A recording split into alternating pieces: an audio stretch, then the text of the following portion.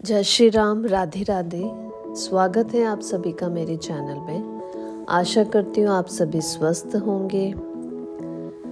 आज हम किष्किंधा कांड का 27वां सर्ग प्रारंभ करने जा रहे हैं। आज के सर्ग में हम श्री राम और लक्ष्मण की परस्पर बातचीत का वर्णन करेंगे।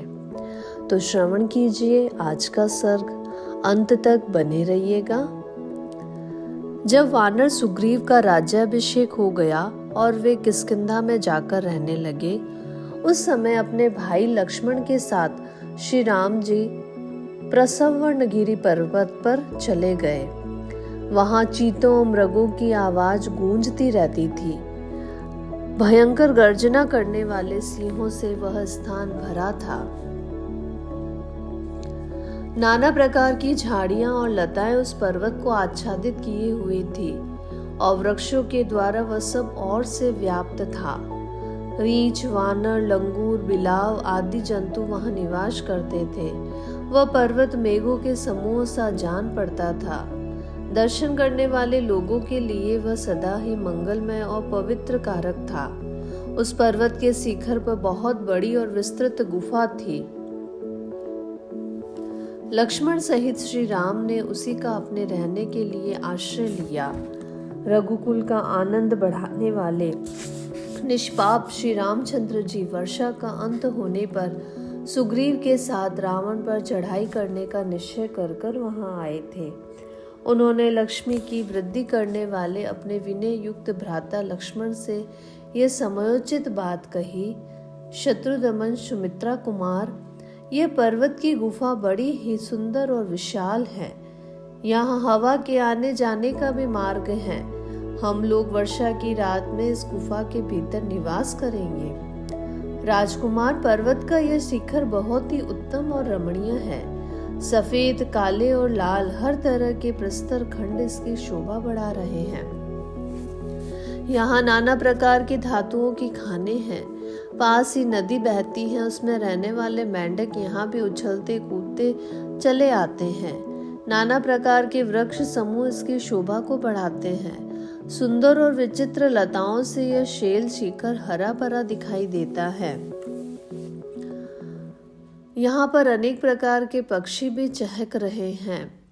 मालती और कुंद की झाड़ियां और उसके सजे हुए फूल इस वृक्ष के इस स्थान की और भी शोभा को बढ़ा रहे हैं। राजकुमार, ये पुष्करनी खिले हुए कमलों से अलंकृत हो बड़ी रमणीय दिखाई देती हैं। यह हम लोगों की गुफा से अधिक दूर नहीं है। सौम्य, यहाँ का स्थान ईशान कोण की ओर से नीचा है, अतः यहाँ यह गुफा हमारे निवास के लिए बहुत ही अच्छी रहेगी। पश्चिम दक्षिण के कोण की ओर से ऊंची यह गुफा हवा और वर्षा के से बचने के लिए बहुत ही अच्छी है। सुमित्रा नंदन, इस गुफा के द्वार पर समतल शिला है जो बाहर बैठने के लिए सुविधाजनक होने के कारण सुखदायिनी है। ये लंबी चौड़ी होने के साथ ही खान से काट कर निकाले हुए कोयलों की राशि के समान काली है। तात देखो, यह सुंदर पर्वत शिखर उत्तर की ओर से कटे हुए कोयलों की राशि तथा घुमड़े हुए मेघों की घटाओं के समान काला दिखाई देती हैं। इस तरह दक्षिण दिशा में भी इसका जो शिखर है वह भी श्वेत वस्त्र और कैलाश श्रृंग के समान श्वेत दिखाई देता है। वह देखो, इस गुफा के दूसरी ओर त्रिकूट पर्वत के समीप बहने वाली मंदाकिनी के समान तुंगभद्रा नदी बह रही है। इसकी धारा पश्चिम से पूर्व की ओर जा रही है। उसमें कीचड़ का नाम भी नहीं है। चंदन, तिलक, साल, तमाल, अति मुक्त, पद्मक, सरल और अशोक आदि नाना प्रकार के वृक्षों से उस नदी की कैसी शोभा हो रही है। सैकड़ों पक्षी समूहों से युक्त यह नदी उनके नाना प्रकार के कलरवों से गूंजती रहती है। परस्पर अनुरुक्त हुए चक्रवाक इस सरिता की शोभा को बढ़ा रहे हैं। अत्यंत रमणीय तटों से अलंकृत नाना प्रकार के रत्नों से संपन्न तथा हंस और सारसों से सेवित यह नदी अपनी हास्य चलता को बिखेरती हुई सी जान पड़ती है। कहीं तो यह नील कमलों से ढकी हुई और कहीं लाल कमलों से सुशोभित होती है और कहीं श्वेत व दिव्य कुमुद कालिकाओं से शोभा पाती हैं।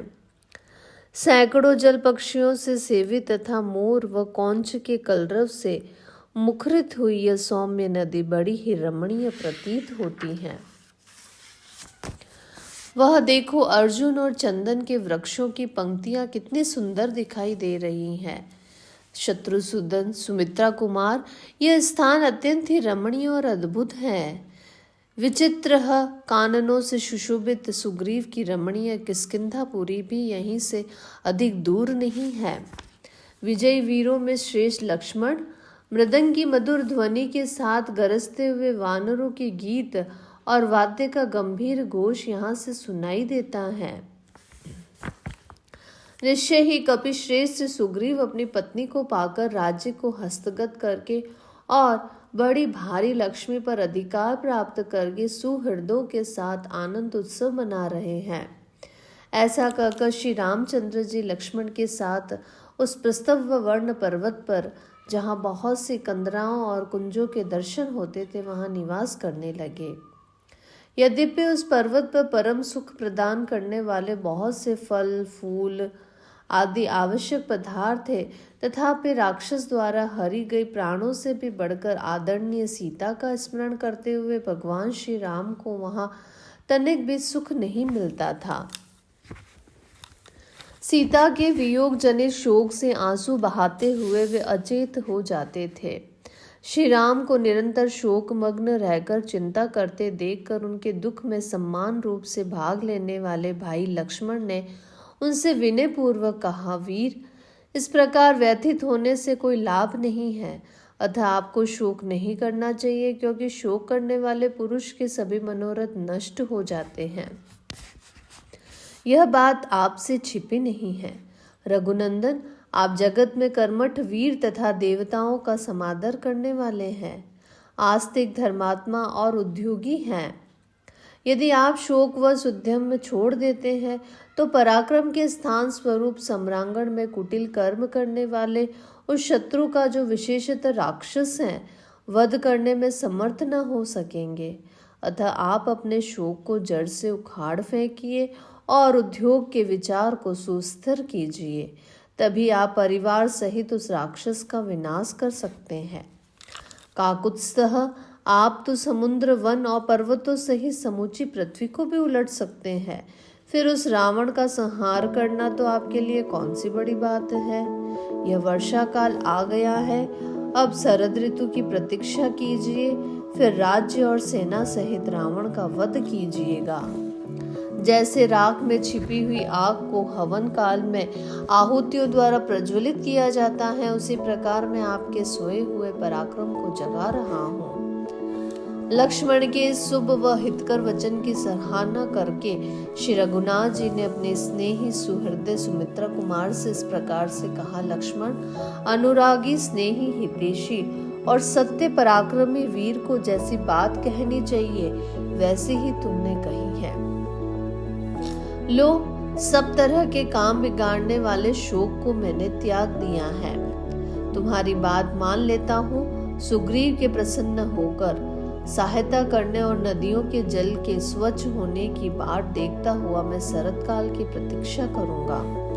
जो वीर पुरुष किसी के उपकार से उपकृत होता है वह प्रत्युपकार करके उसका बदला अवश्य चुकाता है, किंतु यदि कोई उपकार को न मानकर या भुला कर प्रत्युपकार से मुंह मोड़ लेता है, वह शक्तिशाली श्रेष्ठ पुरुषों के मन को ठेस पहुंचाता है। श्री राम जी के उस कथन को ही युक्ति युक्त मानकर लक्ष्मण ने उनकी भूरी भूरी प्रशंसा की और दोनों हाथ जोड़कर अपनी शुभ दृष्टि का परिचय देते हुए वे नयनाभिराम श्री राम से इस प्रकार बोले, नरेश्वर, जैसा कि आपने कहा है, वानरराज सुग्रीव शीघ्र ही आपका यह सारा मनोरथ सिद्ध करेंगे।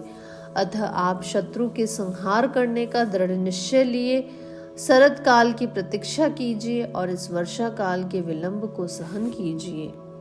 क्रोध को काबू में रखकर शरद काल की राह देखिए और बरसात के 4 महीनों तक जो भी कष्ट हो उसे सहन कीजिए तथा शत्रुवध में समर्थ होने पर वे इस वर्षा काल को व्यतीत करते हुए मेरे साथ इस सिंह सेवित पर्वत पर निवास कीजिए। ऐसा कहकर भगवान श्री राम वर्षा काल के समाप्त होने की प्रतीक्षा करने लगे। हनुमान जी के द्वारा सुग्रीव को और नील को वानर सैनिकों को एकत्र करने का आदेश देने का वर्णन हम आगे के सर्ग में श्रवण करेंगे।